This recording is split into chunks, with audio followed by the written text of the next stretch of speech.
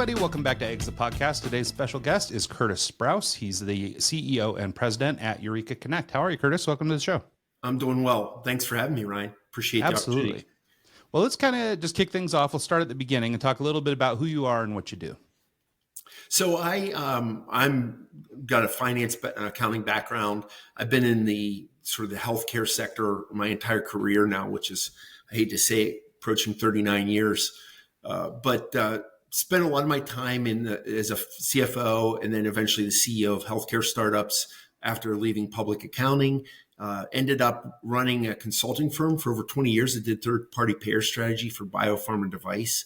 So if you're going to launch a product into the marketplace, you'd come to our firm to figure out how do you optimize that price relative to how third-party payers will cover the cost of that. If your drug for hypertension or diabetes, those are paid for, and we would develop the strategies to help the drug companies optimize their profit and return on those assets. And then in 2009, I really got interested in this idea of translation. How do we take products from the market, from the academic institutions primarily, and get them into the marketplace? And again, the healthcare sector. And so I started a company, a behavioral science company, where my thinking was, we don't train innovative thinkers on how to lead. We put them in increased roles of responsibility, and we hope that they figure it out. And my idea and thinking was that you objectively identify where someone is and how do you move them forward on the continuum as a leader, as a contributor. And that if you're going to scale that, you had to have a process. And so we use validated instruments to do that at Eureka Connect and advancing leaders and their teams. And that's a primary part of what I do. That's about 70% of my day. And then I also run a not-for-profit, it's called the Institute for Biomedical Entrepreneurship, where we take technologies from those academic institutions primarily, and we help those innovators find what we call translation. How do you navigate the spectrum of things you need to do to take a concept from idea to market? And most people don't understand, even those that are very adept at biology or chemistry or engineering, that there's regulatory, there's understanding, how to put together the right clinical strategy. What are the endpoints? How is this going to fit into the marketplace? What's the patient experience? What's the clinician experience? How will hospitals adopt, utilize, and or position these types of ideas, whether it's device or therapeutic? So I spend a lot of time helping, and we can talk about this. You had said, about entrepreneurship. Basically, people, do they want to become entrepreneurs? Or do they want to continue to be academics? And how do you play in those two places? And can you play in both of them at the same time? Yeah, no, it's an interesting idea because I guess, if you really think about it, a lot of the people who are developing these technologies and things are the big brains of the world, right? They're the scientists, and they're these people who are sitting in a think tank with a bunch of other like-minded individuals and working through trying to solve a problem. But the training in and around leadership or being able to actually run it as a business is totally separate. In my world, it would be more akin to the freelance graphic designer or something, the artist who, all they do all day is draw and do art. But now they're being asked to lead or run a business, so it's an interesting insight. Can you talk about sort of the behavioral science component specifically, in that obviously that probably resonates with people like this, but can you talk a little bit about just sort of the decisions you made in terms of understanding how to measure a person, how to help them understand progress, and how to help them move forward? Absolutely. So if you look at many of the tools, the instruments out there, it's a singular methodology that will look at a personality, and many of them for the commercialization of the tool itself, they like to put a number or a color or a high level definition on the person, introvert, extrovert.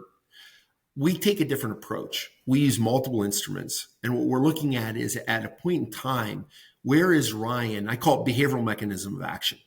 What causes you to do what you do? So we look at things like motivational theory. What genetic drivers does Ryan have? And we look at 4 genetic drivers: energy, how fast you move through life, dominance, your need to control, ego, discipline, your ability to set goals and hold yourself and others accountable, and competitiveness, whether you're aggressive, direct, strategic, or internal. And we look at that drive and the strength of drive as sort of the entry level to the discussion. Does somebody have strong drive, or do they have more moderate drive? It it's not an indicator necessarily of success, but we have found that it is an indicator of the ease with which one will take on a broader spectrum of responsibility and the ease with which they'll be able to navigate pressures and challenges, right? So that if somebody is highly competitive, high energy, high dominant, high discipline, they're more prone to take on a more difficult path.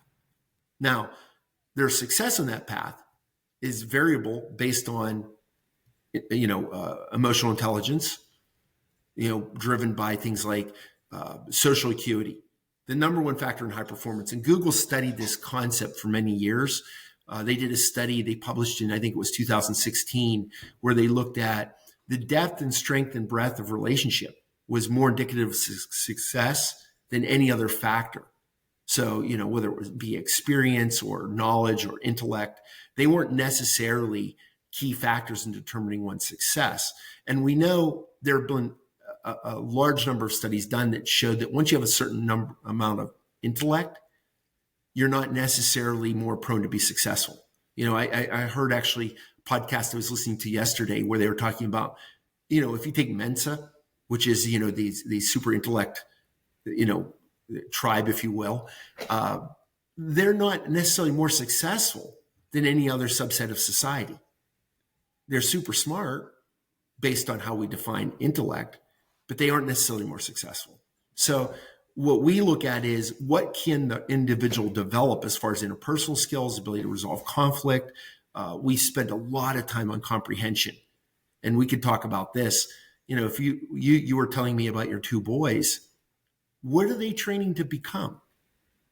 In a world where you have AI and, jobs are being displaced daily by robotics and computers and, all of these types of things that are changing in our world, what are your boys preparing to become and do throughout their lives? And I believe comprehension, the ability to understand, the ability to influence others becomes a critical thing that we don't teach formally. So we spend a lot of time with our leaders teaching them these concepts and ideas.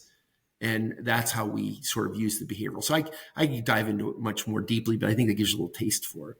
Yeah, no, I love that. And especially like in a world that is, I guess basically being threatened by AI. Like I guess it's a threat. I'm not sure, but a lot of people are afraid that AI is going to change things, for the worse. I think other people will recognize AI for the opportunities it can create for the better. But I like those skills in particular you're talking about. Being able to build good relationships, being able to be agile and learn new things. Like all those skills are going to serve you no matter what happens. Even if AI is replacing, kind of, I don't know, let's call it just factory work or sort of, basic repetitive tasks. I don't know, maybe you need to be the guy that can operate the AI, or maybe you need to be the one that can repair the machine, or maybe you need to be the one that does whatever, there will be new roles, like things will develop, like probably a lot less guys shoeing horses today than there were pre-car, but things changed and we adapted and we're okay, so I think that adaptability trait is a big deal. As you were talking about the genetic drivers, it occurred to me, I wonder, like, how much do you think can be taught versus how much is just sort of the way things are? And I think, especially you're dealing with a lot of high performers, academics, things like this, it seems like a lot of them could be capable of learning things if, again, sort of in the frame of just sort of academic, they could read the book and know all they need to know maybe. But, some people are cut out to be business leaders. Some people would rather be on the line. Some people would rather be in a back room thinking about the next, iteration or something. And not every one of them has to be a leader. And so what do you think in your experience, having dealt with a lot of these people, how much do genetic drivers determine what it is they do versus how much are they capable of doing, maybe even just by drawing attention to the fact that they have a predisposition in one way or another? Great. It's a great question. I think the genetics drive the way people engage in their life. Meaning, so I have high energy and I have high dominance and I have high competing. So I have a pretty strong personality, right? If we look at just my subset of people around me, my kids, not all of my children have the same strong drivers. But I would contend that hasn't made them any less successful. meaning they found a way to utilize the skills they've had and optimize on those. So what we find with really great leaders, Ryan, is that great leaders use all their talents all the time, not some of the time. So they use those important talents more often than the average person. And I don't think it matters what strength of drive one has if you're using your talents all the time. Some of the leaders that I work with that I really admire don't have high energy, in the 90th percentile and dominance in the 90th percentile and competing in the 90th percentile. They can be more moderate in those drivers. But if you look at things like social skills, the ability to build connections, goodwill, genuine care and compassion for others, communication, collaboration, compromise, and accommodation, they tend to be very, very balanced in those areas. So I think the thing for success is that people find balance. They understand how to navigate the world around them. I like to talk about, the 4 R's. You're responsible for your behavior. Think about this, Ryan. Have you ever met people that you just don't like from word go? Sure. And have you ever met people that you met them and they said a couple things to you and you just like, I really like this person? Yeah. Yeah, of course. Right. So what is it about that person that why it can be so different? They can have the same drive, but why is it that we like one so much and we dislike another equally? Right. So number one, people that are successful find a way to build that connection. Right. And so that's a big thing. Then you also have to be not only responsible for yourself, but you have to work in reality. Right. You have to strive to be right. Meaning, do you really understand what's going on around you? And you have to be relevant.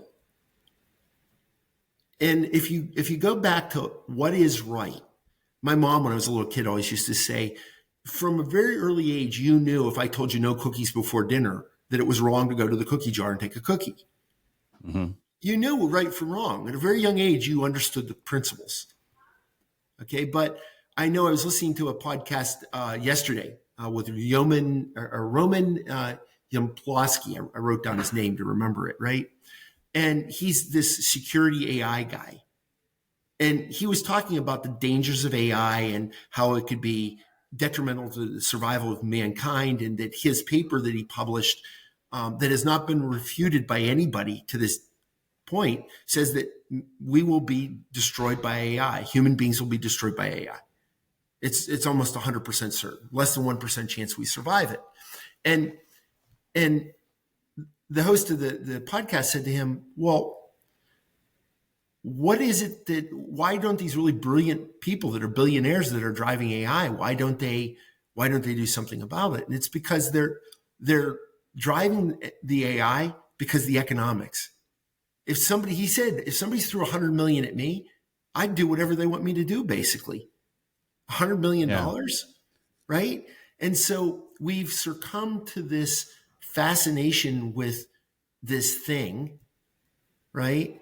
And I believe that I'm more hopeful than the discussion yesterday that I was listening to. I do think that if we believe in something bigger than ourselves, that we really emphasize the development, like for your boys, developing themselves to intellectually and physically be the best versions of themselves, and direct that towards elevating the people around them. That's what great leaders do. It's not about them. Really great leaders. Yeah. They inspire others to grow and develop and go beyond what they were comfortable with. And to continue to find success in doing that, they teach them how to think. They teach them how to define and solve problems. They don't tell them what to think. They don't tell them what to do. They trust that they give them a skill set that enables them to develop and grow around them, that allows the leader to become more strategic and not tactical. Yeah. And go ahead. I'll stop. Oh, I was just there's a couple things I wanted to touch on there. I guess probably more like you, I'm a little bit more optimistic about the future of AI. I think that the short-term incentive is money, and that's what people point to, and they go, oh, well, these guys are just going to let these businesses run rampant for money.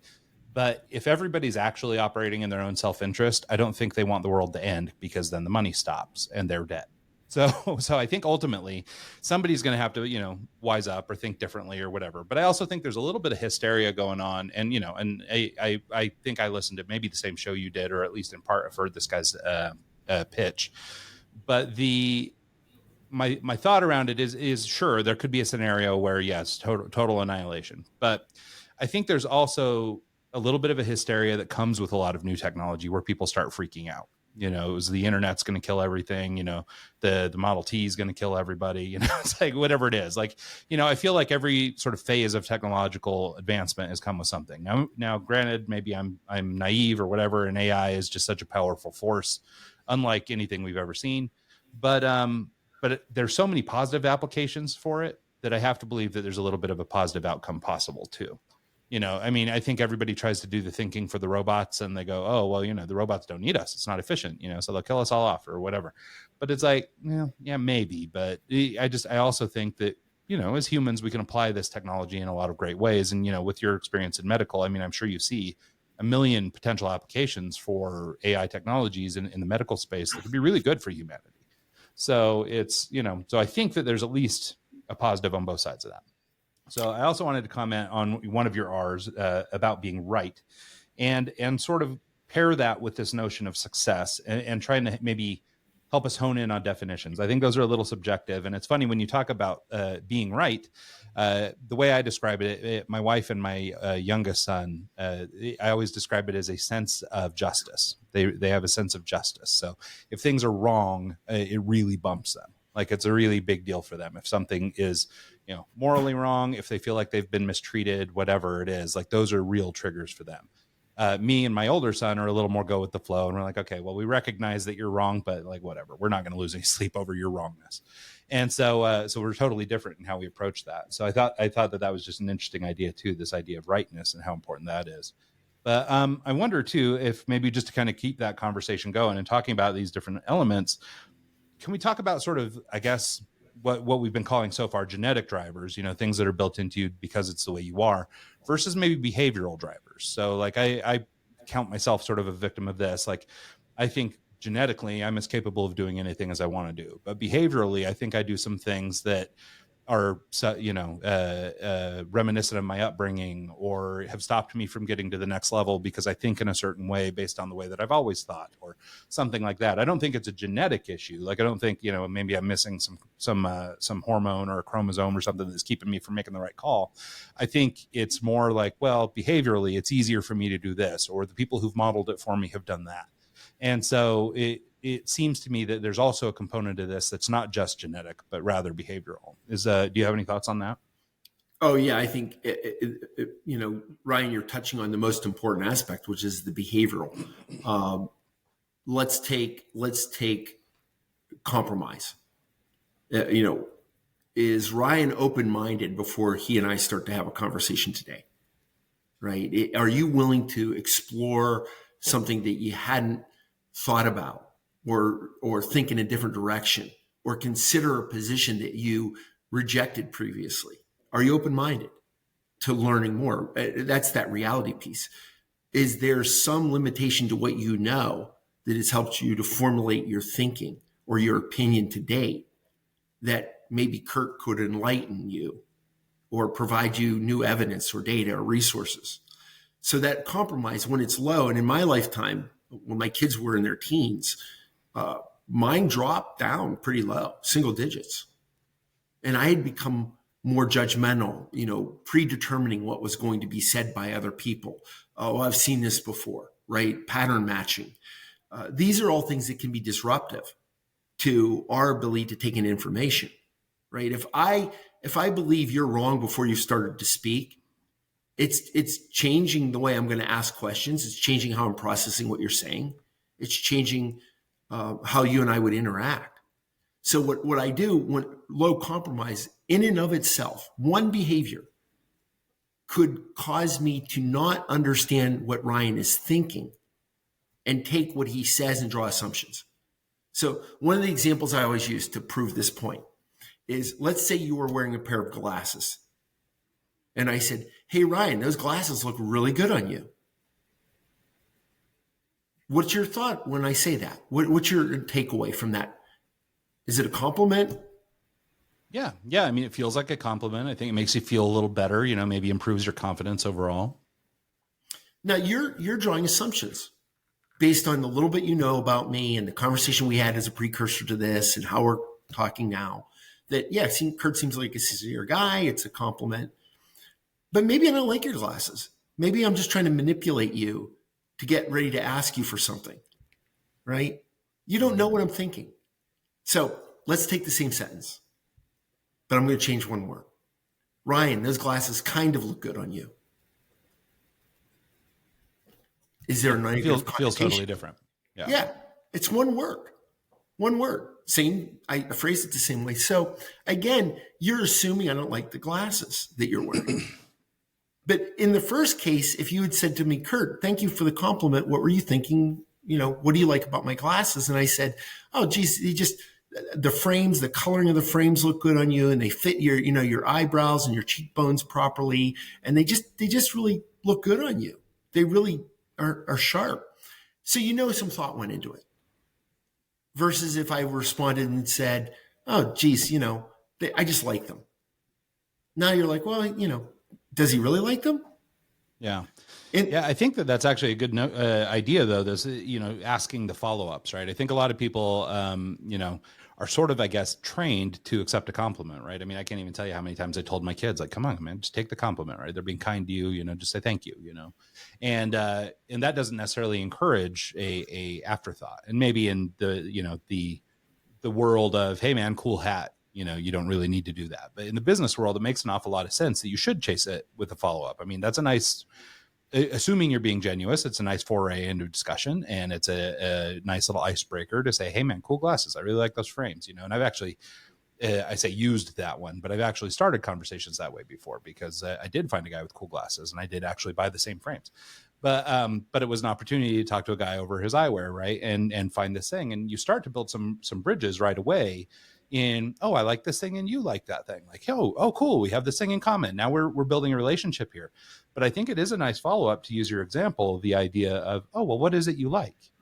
And that might help suss out some of that, oh, this guy is a salesman. He's just trying to get me to buy that Volkswagen over there, but instead it's maybe a little bit more true, which I think then maybe opens another door to the next layer of relationship with that person.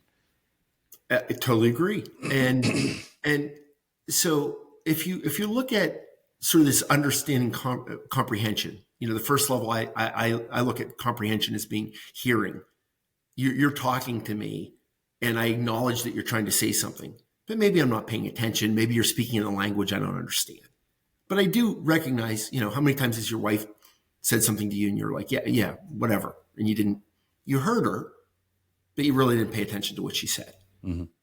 The second thing is, when somebody talks to you, you have nice glasses, you draw assumptions. He must like my glasses, right? So most of what we do is in conversation is we draw on assumptions or an interpretation that's not really proven or substantiated by fact. You don't know what I'm thinking when I make the compliment. So that's the second level of comprehension, is the listening. I hear words, I draw assumptions, I come to conclusions. Well, I think what great leaders do is they get to that third and fourth level of comprehension. The third level is understanding what one's thinking. How valuable would it be for Ryan to know what his wife was thinking when you believed that she had a difference in opinion from you, and you drew assumptions that you knew why she had a difference of opinion and you were wrong? Yeah, it'd be a lifesaver. Well, yeah, but it's not that hard. You know her, you have a special bond with her, but yet we get lazy. It's just easier to think that we already know what they're thinking as opposed to find out what they're thinking. Mm-hmm. Right? So that third level of comprehension is where you understand where the person's thinking is. Think about politics. How many times have you heard people argue on both sides, Republican or Democrat, and they're really arguing the same point? Yeah, no, it happens all the time, where they're really fighting for the same thing. And, it's different language or maybe a different element or this or that. But it's like, at the end of the day, really what you want is the same thing. So, and it's that low compromise, right, Ryan? It's that they went into it. Well, you're far right and I'm far left. Therefore, anything you're about to say to me can't be right. Mm-hmm. Okay. Yeah. And I think, we live in an environment a lot like that right now, where there's a lot of really surface level, to your point about just being lazy and not really caring to get to another level of comprehension, and I mean, even if you take politics out of the equation, I mean, it could be Padres fans versus Dodgers fans, or it could be Michigan versus Michigan State fans. And so I think that, there's plenty of room, regardless of what your team is, for the same behavior to take place. And, and for the most part, people aren't, taking the time it requires to actually bridge that gap and understand that we're more alike than we are different, except for maybe Michigan State fans. Well, I grew up in Pennsylvania, so, Penn State, Pitt. We had our oldest son went to University of Pittsburgh for his undergraduate, and we've got a daughter at Carnegie Mellon now. So we've got a big, even though we live outside of Boston, we still have a lot of connections to the Pittsburgh area. Well, it's in vintage name only, but my kids have gotten really into vintage clothes, and my son started collecting vintage pen stuff. I don't know why. So he's got about 12 hoodies with, different, Nittany Lion graphics and stuff from the 80s and 90s and stuff. So it's so we're supporters, at least in that. And he was a big Saquon Barkley fan. So he was a pen guy too, I think. So there you go. Well, it's so, if we think about then that third level of comprehension, now that I understand what you're thinking, I have a better chance of moving you from where you are to where I think you could go, to another place. Right. And in that process, you have to understand where the emotion is. If you're angry, if you're upset, if you're mad, those emotions don't evoke learning or growth. So the other thing great leaders learn is how to help that person move to a positive state of emotion in them learning or thinking with greater clarity. If I come into a discussion with you and I haven't prejudged you, my compromise score is more moderate, then I have a better chance of having an emotion that's more conducive to learning, right? But I do it myself. I mean, my kids and my wife will tell you, I get angry about something, and then my ability to learn is compromised. I know it. I study this. I teach it. I work with tons of people. I get paid to do it. And I still make that human error of that because, again, it's pronounced by my genetics. Highly energy, high competing, high dominance. If I were more moderate, I probably wouldn't have the emotional response that I have at times. Mm-hmm. So the genetics impact the behaviors. And then that fourth level of comprehension, Ryan, is where I get you to freely go down another path of thought that you hadn't considered or anticipated, and you do it without fighting it. And this is where you really get special teams or leaders or organizations, is where people are willing to explore the unknown and show curiosity and readjust what they believe to be reality based on bringing in more information and more knowledge. And I think this is what AI will help us to inform, that the information will be more readily available.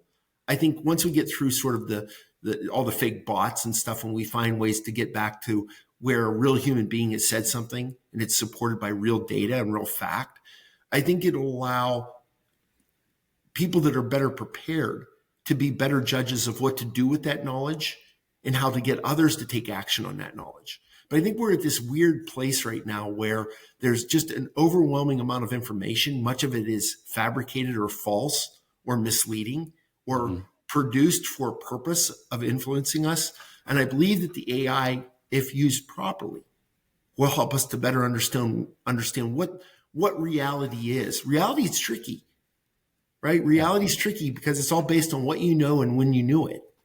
Yeah. And that doesn't mean you knew everything you needed to know when you needed to know it. Yeah. And like we've been talking about it too. I mean, like even reality is subjective as success is, or as being right is, in that, depending on what you've seen, what you've experienced, what you've done, you're viewing the world in a certain way. And like we were talking about with these genetic drivers, I mean, like you experience life in a certain way as a person who's high energy, high discipline, high blah, blah, blah, more so maybe, or in a different way than somebody who's maybe low on those metrics. And so, so even all the way down to what is reality is very subjective. So it's kind of an interesting thought to think that, we're all trying to drive towards a common mean, but maybe our common mean isn't actually the same. And so it's kind of an interesting thought. So I wanted to talk a little bit more about, or drive in more on success. And in part, this is sort of an entrepreneurial question. So I think, at least in sort of the zeitgeist of entrepreneurialism, there's, entrepreneur talk and entrepreneur Instagram and entrepreneur all these places. And there's a lot of hustle culture and a lot of everyone must be a great CEO and a lot of, all these different features. And as you're working with academics and you're trying to train them to become leaders, like, I guess what I want to try and understand is I don't think that everything has to be for all people. I don't think everybody needs to be a CEO. I don't think everybody needs to be a leader. And I think that we should be allowed to take respite or be happy with who we are and where we are. And I think maybe some of that comes around to success and defining success. Maybe, whether that's like we were just discussing in our own perception, which is, what's success to me, and hey, just having a steady paycheck and not worrying about, what I got to do on the weekends, and I can forget work when I leave the office and all that kind of stuff. That might really be really great for some people. Where somebody who's entrepreneurial, they want to work day and night and, crazy hours and over the weekends and all these things. And so I don't know that there's like one block to put people in. So I love your framework for using, these genetic drivers to try and understand where somebody's coming from on a genetic basis. We've all just discussed, some of the social behaviors and the different things that we've learned over the years that drive some of that. And but then how do we know, like, basically where people are going, or how do we get people to where they're going if where they're going isn't all the same spot? So if you're trying to train a group of people that's like, hey, I want to take this batch of academics that are working in pharma and they're developing a new drug, and I want to help these guys build a team of strong leaders, what are you doing to help people find their spot in that spectrum, understanding that not everybody can be the CEO, not everyone can be the leader, not everybody can be this and that, and not everybody wants to? Again, I think it's a great line of thinking on your part, which is, no, not everybody can be CEO, nor should everybody strive to be CEO or the leader of the company. And what I start with is, do you take care of yourself physically? Are you physically doing? Think of it this way: you have 24 hours a day. And I'll often, when I do training of teams, I'll ask them to take 3 words, write down sleep, work, and play. 3 circles, and divvy up your 24 hours.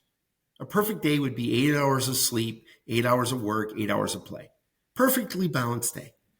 I know of almost no one that does that, including myself.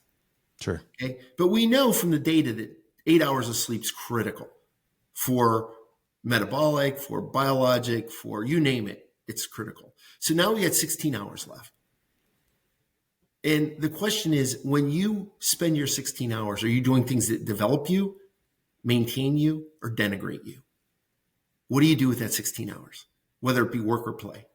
And I think the answer to your question is, for people to find balance in their life where they take that 16 hours and they're using it for gaining the net positive, whether it's pursuing things intellectually that stimulate them. I mean, you told me about things that you're doing to help young people navigate the college process and get into athletics and develop greater value out of the effort they put in high school.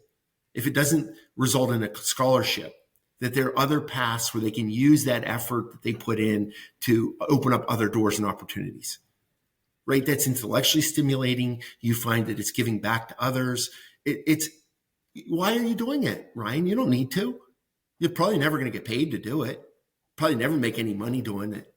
But it is a worthwhile endeavor because you felt that your son would have benefited from having something like that, a resource like that. So it's the right thing to do. And it should be encouraged and it should be supported, right? I think that each person has to find that in their life. What is that thing? What is it that you like to learn about? What is it that you have a curiosity towards? How does that curiosity inform you to be a better version of yourself? Whether it's being a mechanic, working on cars, or I have a son that works on helicopters, or, doing intelligence work. I have another son that does that, or a daughter who works in drug development.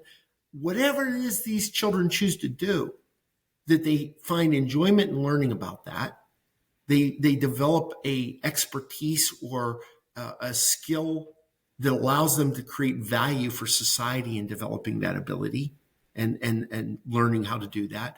And that it leads to something else, which is that they find joy and accomplishment and satisfaction in that life. But what I find is typically people don't take care of their health. Most people don't get 8 hours of sleep.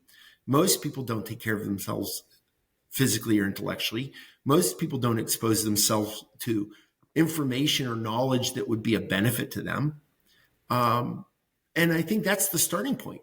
If we could just fix that, what would it do to corporations? And a lot of the time, that's where we spend a lot of time with these big companies I work with and their CEOs and their teams, is just fixing that piece, is getting them intellectually and physically on the right path.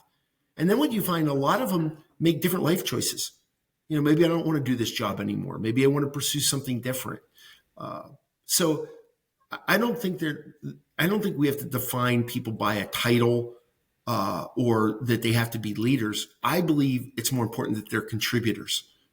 They contribute to society. They contribute to their families. They contribute to their friends. They contribute to the. I think, going back to the AI conversation we were having earlier, one of the problems you have is when countries or groups are fighting each other and using AI as a mechanism to do that. That's where the danger occurs. Mm-hmm. It's just as dangerous as having a bomb, right? Yeah. It's just, and that's the thing I fear, is that we have to come together as human beings. And the way to do that is that we don't find reasons to be different. We find reasons to connect. Yeah, no, I think that's right. And we've all seen Terminator, so we know how it goes if we don't. So I think it wouldn't be a bad idea to turn that around. I wanted to talk to you, or maybe zoom out or change our perspective a little bit. I feel like we've been kind of honing in on the individual and how we help somebody find their path in the context of maybe a bigger organization or something. But I know that you have a lot of experience in starting up companies too, and working with startup companies. You started outside of you, but also involved in the construction of new businesses. Let's talk a little bit about, maybe team development or building a team when you're small and you don't have any money and you're just trying to figure stuff out, like being scrappy. How do you start maybe from ground zero, or maybe from the place of, a young healthcare startup? How do you start to build the right people, the right teams? What kinds of things are we looking for in sort of, I guess, trying to ensure our success as a startup? I always tell people, don't collect things, collect relationships. Work on building your network. If you want to be a great leader, the ability to pick up the phone and call somebody that's really good at what they do and ask them for advice or to help you work through how to define a problem or solve a problem. You don't have to pay people to do that if they're in your network. And when you're early on, even when you're a mature company, I always tell CEOs, develop a bigger network. Of being a CEO is a lonely place. You can't tell your employees everything you know. You can't tell your bankers everything you know. You can't tell your customers everything you know. It's a very lonely place because you live with all this knowledge about the inner workings of your companies and the frailty of your company and the things that don't work right. You know all of that, but you can't freely share it with the world around you. So knowing a group of people that have those same challenges and understanding how they navigate that is extremely valuable. So number one, develop that network of people around you that can be contributors to your understanding of what to do and when to do it and how to do it. I think the other thing too is that really understand what your purpose is as a company. I was in a big company, I won't name the company, last week, and it's one of the recently very successful companies because of what's been going on in healthcare. And I was looking at all their, we stand for this, and they have it all flashing up on the walls, right? And I sat in the lobby waiting for my host to come get me for the better part of a half an hour. And every person that entered the front door of that company, which had to be hundreds, had to walk past me. Do you know how many of them made eye contact with me? I'm guessing very few. Zero. Not one person. They had to swipe their card twice. They had to go through a metal detector. They had to do facial recognition, and they had to swipe their card a third time. And they were so consumed with that process. Not one person noticed me standing between 10 or 20 feet from me. What has happened that you walk past the person trying to make eye contact? I was trying to make eye contact, right? So here's a company that supposedly is very successful. I would contend that that success is fleeting because the people don't even see what's going on around them. Mm-hmm. And I think that's something that we have to address. So, there are so many things that are pretty simple that we could get right, Ryan. And I think it starts at home. I think it starts with, what are we developing our kids to become? What is it that we want for them? If I said to you, do you want your kids to be more successful than you? Yeah, of course. Okay, what is success? How would you define what that is? Yeah, well, and that's where it gets really tricky, right? Because like I might be able to say, oh, well, I need them to make a ton of money so they could put me in a good home one day. And, but what's success for them? I mean, I don't know. Maybe they don't want to do, maybe money isn't a big thing. Maybe they want to be really philanthropic, or maybe they want to, be volunteers, or, whatever it is. And so for me to impose for me to impose what level of success is to them, really isn't fair to them, for one, but it also, goes back to, I guess, more my motivations, or what are my things. And it, I guess, sort of deprives them of the ability to choose what is their success. And I think you see that a lot in parenting, where you've got, we have a lot of negative experiences with sort of what's called daddy ball, which is, the dad's the coach. And so his kid starts and blah, blah, blah, whether he's the right kid for it or not. This happens for a lot of things, sports, nepotism, whatever. Everybody can draw a parallel to an experience like that. But these children, and at least, and this is just my take, I mean, I don't know these kids or whatever, I can't say how they feel about it, but my take is, oh, well, you're doing this because your dad wants you to do this. It's not because you want to, or because it's your thing. And maybe it is your thing, or maybe this is how you have a good relationship with your dad, is by doing the thing he wants. But it feels like somebody outside of you is driving your success, or driving whatever it is that is, causing you to work. And this is something we've talked about a lot of times on the podcast, which is, how often are we chasing somebody else's dream versus chasing our own dream, right? And so, and with all these words that we keep using, like success and being right, and actually I want to dig in deeper on purpose with you, it's all well and good if you know what your purpose is, and if you feel what your purpose is right. But if you're the 9-year-old son of the football coach and he wants you to be the best quarterback, well, your purpose might be to be the best quarterback, but it might not be your purpose. That might be dad's purpose. And, and sometimes in these companies and stuff, like if we're going to try and tie it back to the example you were just giving, well, they may say that their purpose is, well, we want to build relationships with every human around us. And, in my mind, that's a quality that would be like, oh, well, okay, I will look up and I'll see that person in the lobby. And, maybe I won't say anything, but I'll give them a little nod, or at least acknowledge that there's a human being in my presence. And, but so maybe that's what you would think of as being this company's, ethos, or this is the thing that drives them, is this, interpersonal relationship thing. But maybe it's actually, dollars and cents, or maybe all these workers are feeling like they're in a spot where they've just got to be nose down and at work. When it's time to work, it's serious time. It's not people development time. It's not growth time. It's how am I going to hit my metrics for this quarter, or, whatever it is. And so, I feel like we spend a lot of time trying to stay up or trying to achieve. And I don't think it's always in our own best interest. I think a lot of times we're achieving for our boss, achieving for our dad, achieving for whomever. And sometimes we lose track of who we are.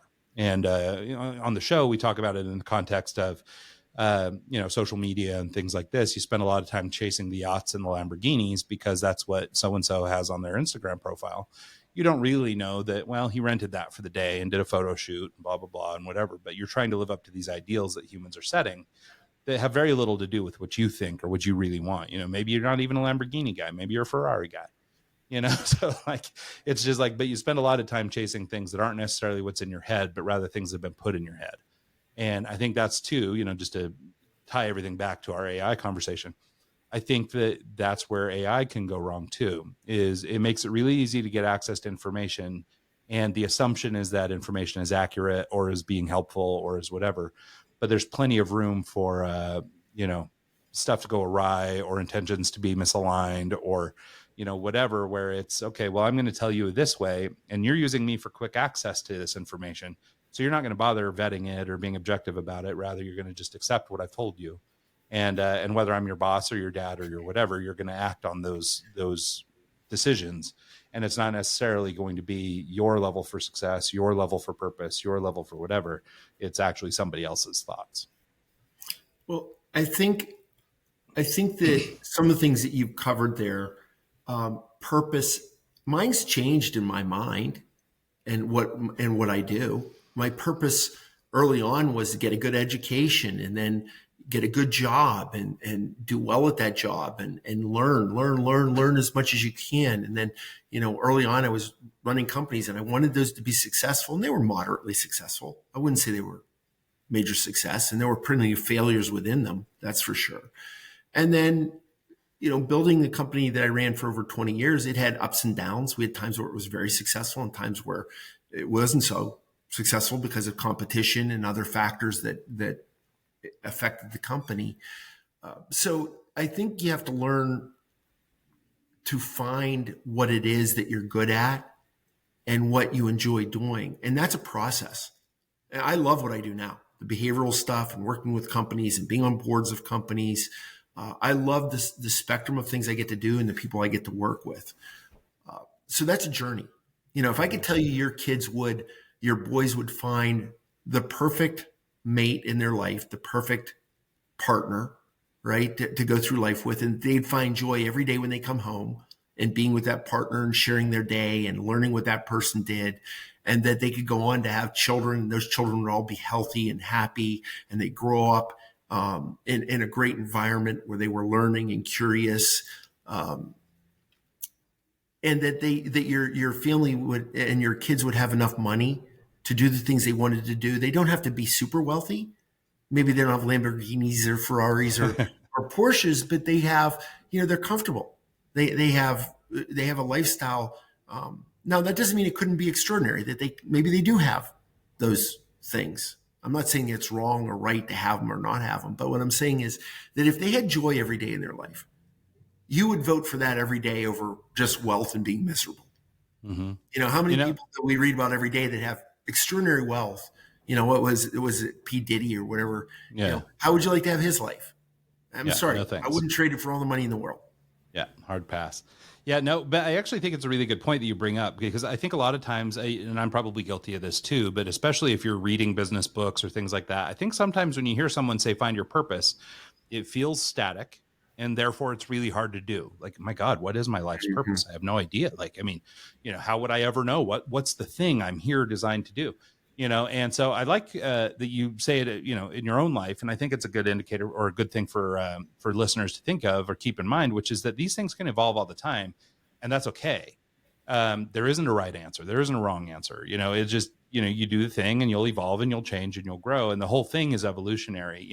You talk about it would be great for like your kids to be in a spot where they're basically experiencing joy. But I do think that there's a piece of life that, you do kind of have to shovel the crap a little bit, and you do need to experience some adversity, because, how many of these, speaking of the rich and wealthy, how many of these second and third generation rich kids do you hear about that are, jumping off bridges or, getting into drugs or whatever it is they're doing, and, chasing some, fantasy that's not real, and they never earned anything, and they don't understand how to even parse the money they have, let alone how to find success in their own life, or figure out how to be, like we were talking about daddy ball earlier, how do you be your own person? Mm-hmm. And so I think that, obviously money is not the solution. And I mean, hopefully your kids get a little adversity, but maybe not too much. I mean, you're not trying to break them, but at the same time, I think we all grow from a little bit of resistance, whether it's in the gym or it's, emotionally or mentally or whatever. I mean, I think you have to have people push back against you and challenge your ideas in order to sort of grow. And I think that this notion that your purpose can evolve and change, sometimes those little insights I think are really valuable for people to hear out loud, because I think a lot of times, especially if you're reading a book or something like that, it's really easy to get caught up in this notion that things are figured out and you're just the dummy that hasn't figured it out yet. And, or at least, and maybe I'm projecting too much of my own experience here, but I do think sometimes, I read those books and I go, well, God, how do these people have all this figured out? Like, how'd they learn this? Like, I mean, and one of the things what we joke about, or we call on the podcast here, I mean, we're more than 400 episodes in, we've interviewed all these guys. We always joke about the 10-year overnight success. And what it is these people, they come on the show, they're now an established CEO, they're maybe in their 40s, 50s, 60s, and they've been in business 20 years, 30 years, and they're successful, and they're doing all the things that all these young entrepreneurs want. But they're discounting or not even seeing all the crap that got shoveled, or the failures, or the successes, or whatever along the way. It's just like, oh, okay, well, I see where you are now, and I want that. But most people don't, or struggle to see sort of the trajectory or the path that gets them there. And almost every CEO story is the same. It's, I'm in a good place now, but it's after my last 3 businesses failed, after I got audited by the IRS, after a divorce, after whatever, it's like, so everybody had the same stuff in their life, but they ended up in a decent spot, or they're in a decent spot today. But I think this idea of continuum, or things moving across time, I think is a good thing to keep in mind. Yeah, I think you're right that we, especially the younger generations, they believe that it's more, and because in some part they've been misled by the internet that these things are easily attained, and you just put up a podcast that's going to be successful. What is it? There's a fraction. I think I don't know what the number is, but I bet you it's single digits and low single digits of people that have podcasts and make money from the podcast, right? I know I'm not one of them, and I have a podcast. But one of the things I'll go back to this idea of finding your purpose. I would say the person in my life that I think found their ultimate purpose better than any other human being I've ever known. And I've worked with literally thousands of executives, hundreds and hundreds of CEOs, would be my grandmother, who had an 8th grade education, never worked. She had, they had a very large family. Her father was killed by the mafia when she was just a little girl. She dropped out of school in 8th grade to take care of her brothers and her sister and help her mother. Was always lived, was a devout Catholic, always lived with other people at the forefront of her life, doing for others. Always. Her purpose was always to help others. That was it, right? But I look at her life, and I would say that her life was more purposeful than mine, because she had extreme clarity on what she was doing, why she was doing it. She never drove a car. I don't think she ever had a credit card. Lived in a very modest house with my grandfather, right? 3 girls, son that died very early on, was, I think, not even 2 weeks old, passed away. So she had her share of adversity. One of my aunts is deaf. She had her adversity throughout her life, right? Buried a child, but yet had this extreme clarity on her purpose in her life. And I would say her life was more joyful and more accomplished than most of the CEOs I work with, if not all of them. And so I think we have to be very careful about what we use as our definition of purpose and accomplishment. And I think it's skewed very much by, as you said today, we do a lot because we're doing it in service for others. Our boss wants this done. It goes against what I believe in, but I need the job. I got kids in school. I can't afford not to do it. There are a lot of reasons why. I don't know that my grandmother ever compromised in those ways in the way she led her life. So, well, it's an interesting example, because I think it's also good. I don't know, like a good example of just the range that people can have in life, and that there is no expectation that you uphold a certain level or that you behave a certain way. And, we do spend a lot of time, I think, deriving our meaning from other people, but the folks like your grandmother, who I guess maybe had the benefit of avoiding some of the noise. I think we hear a lot. We get infiltrated by news and press and podcasts and Instagram and, whatever. Like, I think there's a lot of voices in our head that aren't our own. And it used to be a much simpler life. And if you can really focus on the things that matter, I think it would be exactly the kind of things that you're talking about with your grandmother, and from like a societal level, I mean, that's probably about as base as it should be. Like, we really should all be just looking out for one another, and that should be that. And then if maybe you go up to the next level, you can focus in a little on your family or yourself, or whatever you need to do to move up the chain, I guess, in some of those regards. But like we've been kind of talking about, the more you put on yourself, or the more focused attention you're putting on yourself and your own career and your own drive, the further you get away from your grandmother's ideal, which is this, giving everything to everybody and being sort of selfless in that nature. And so I think finding that balance, especially for motivated entrepreneurs and business people, or even just people that have great ideas and they just want to give this idea to the world, it requires a lot of things that sort of in the in-between aren't maybe taking care of society. It's taking care of your need to raise money, or it's your need to find a manufacturer, or it's your need to do this and that, even if the outcome is good for everyone else. So I think it's good to identify purpose. And I think just demonstrating that with your grandmother as an example is a good way to show just sort of the range here, that the expectation isn't that everybody's a high-powered CEO. Yeah, and that's what I wanted to leave your listeners with, that the spectrum is everywhere between where my grandmother, she didn't have any titles, and she didn't have any great wealth, and she never even drove a car, let alone had a Ferrari or a Lamborghini, and had a really joyful life, right? So I think we have to let people know that you don't have to aspire to be, not that there's anything wrong with wanting to be in the highest socioeconomic class. I think it's great. I think everybody, I'm striving to continually to grow in that part of my life as well. But I think I've learned to not compromise some of those other things, that I may have done more of that when I was younger. I did the grind for a long time, and I still work hard and I work a lot of hours, but I'm doing it with things that I really care about and I'm interested in, and that bring, not only that allow me to learn and grow, but it'll help me to help others to learn and grow. And that's I think a worthwhile pursuit from my perspective and in my life. Yeah, no, I think that's right. And I think that, more than anything, I think for young entrepreneurs especially, but for really all entrepreneurs, to just understand that it's okay. Like, whatever you're doing, it's okay. It does, as long as the purpose suits you, you're taking care of the people around you, any of the values that you hold high, as long as those things are being taken care of, however you get there is really okay. Like, whether that's as a high-powered CEO or as a homemaker or whatever, anything in between, it's not really about what you're doing. Everything's kind of okay. And you just need to do what's kind of true to you and what works for you. And I think that's okay. And I think sometimes people need permission to, back off the grind or back off chasing the goal that was set by their father, or that voice in their head that they don't know who to attribute it to. And, and stop and take some time with themselves to assess what works for them and what they actually truly like.